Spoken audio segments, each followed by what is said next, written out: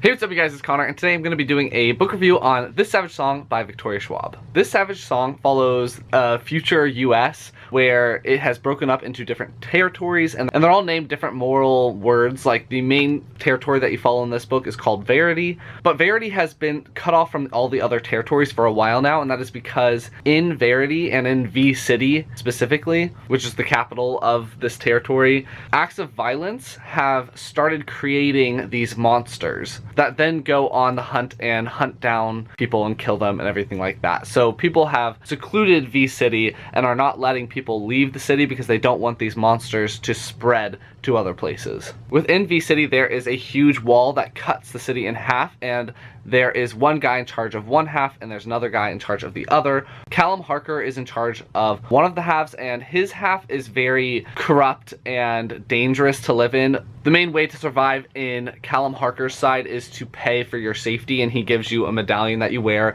and the monsters know not to attack you. But if you can't afford protection, then you're basically screwed. And then in the other half of the city, there is a guy named Henry Flynn who controls that half, and in that half you're a lot more safe. But if you're a bad person, you're gonna die, basically, because the monsters that inhabit that half are the highest class of monsters, and they only hunt down people that have committed acts of violence. With all this talk of monsters, there are three different types of monsters that are caused by acts of violence. There are the Corsai, who are caused by just not regular, but extreme acts of violence that don't result in death. So if you beat someone but they don't die, then a Corsai will be born from that act of violence. The next type is called the Malkai, and they are the vampire-like monsters. They're caused by singular acts of murder. So if you murder someone, then a Malkai will come into being, and they end up drinking people's blood and stuff like that. But they're not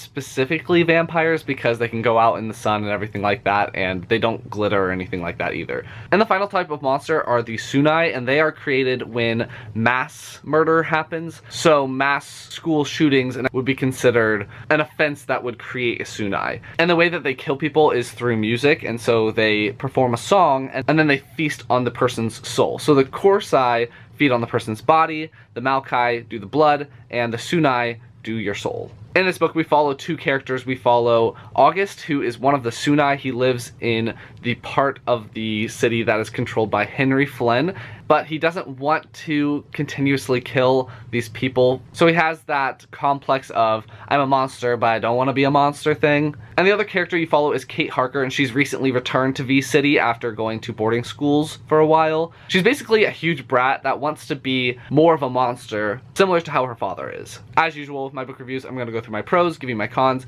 give you my rating, and be done. Oh my god, my arm's hurting.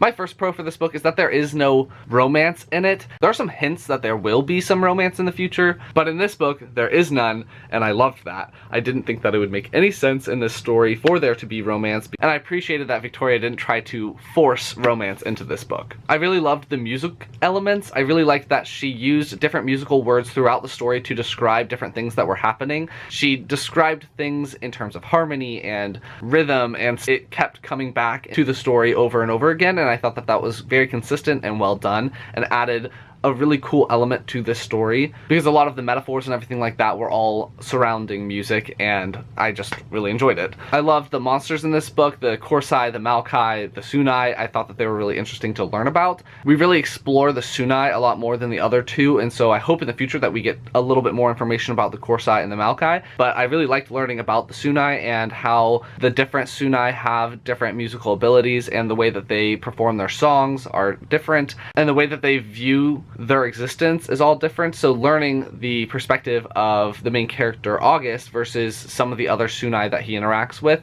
was fun to compare, and I actually found myself caring more about the Sunai than any of the humans in the story. So I really liked the background characters that were with August, mainly his sister. She was really cool. I really liked learning about her and her very ethereal presence, and her view on being a Sunai was very, very different from August's view, and I liked learning about it. Because I liked the Sunai a little bit more than the humans, I really liked August as a character, and I know that being the monster character is kind of a trope that's done. Like, this book gave me a little bit of Twilight vibes, because August is the monster that doesn't want to be a monster, like Edward is the vampire that doesn't want to be a vampire, and Kate is the girl that has zero self-preservation, similar to how Bella has zero self-preservation. She basically wants to die the entire series. So even though it gave me those vibes, I really did like August's struggle with being a monster and what it means to be human and everything like that. I thought that this book did a lot better of answering that question of what it is to be human, and those feelings and those thoughts on being human were a lot better done in this. So it didn't bother me so much that those elements were there. I was worried because I was worried that there was going to be some romance crap that was going on, but I was pleasantly surprised that there wasn't. So yeah. Twilight aside, it also gave me some vibes of Shakespeare's Romeo and Juliet, because they're from different sides of the wall and they aren't supposed to be friends, and they see past the narrow view that their parents and people that are influencing them have. I thought the writing in this book was super compelling. I read it so fast. Every chapter ends on a baby cliffhanger, so it just makes you keep reading and keep reading through the whole book. I read it in one day because I was that compelled to find out what was happening in the story and what would happen next and what would happen next. So I really love when stories do that to me and make me stay up really late to read them. The fast-paced nature of this story was a big pro for me because I love super fast-paced stories that are just a crazy whirlwind of activity, and this was exactly that. And the last pro for this book is just that I'm very excited to read the next book.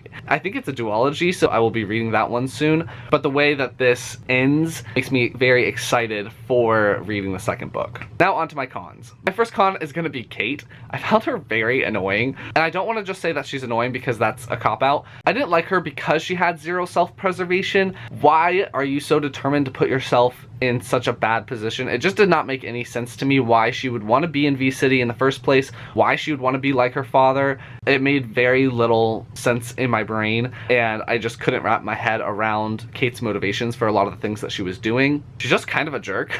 I didn't like that in the story. Everyone's like, oh, but she's actually really nice. I'm like, no, she's actually a jerk, and she's being really rude. I honestly just really liked August, and I didn't really care about Kate too much. So, and my only other con, really, besides it being not the most unpredictable thing ever, is gonna be that I can easily see this slipping into some Edward Bella awfulness. I feel like the way that this book is, it teeters on the edge of falling into some weird monster human romance story, and I'm not here for that. So that possible aspect makes me feel unoptimistic about the next book, even though I'm excited to read about it, which doesn't make any sense, but there it is. And the only other thing that I have to say is neutral, is that this book is dystopian, so if you don't like dystopian, you might not enjoy this as much as if it were just a regular fantasy. So overall, I did really enjoy this book. I ended up giving it 4 stars because it was so compelling, and I liked the monsters and the questions of what makes someone human, as well as the musical aspects. There are some things that I didn't love so much, so I ended up giving it 4 stars. I will definitely be reading the second book, and if this sounds interesting to you, I recommend it. So that's going to be my review on This Savage Song by Victoria Schwab. If you liked it, please give it a big thumbs up and comment down below if you've read this book. What were your thoughts on it? Have you read the second book yet? Is it worth it? Am I gonna hate it? Let me know all the things down below, and I will talk to you guys next time.